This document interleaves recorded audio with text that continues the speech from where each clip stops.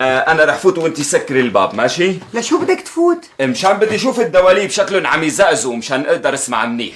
سكري مدام.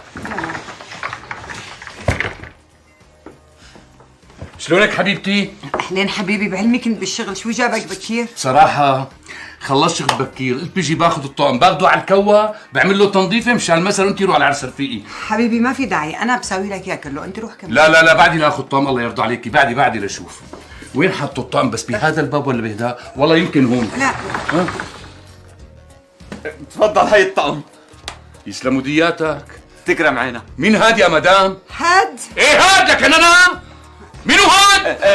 اذا قلت لك اني كنت عم صلح الخزانه بتصدقني؟ لك طبعا، لك ليش حتى ما صدقك؟ ولازم بوسك من بين عيونك.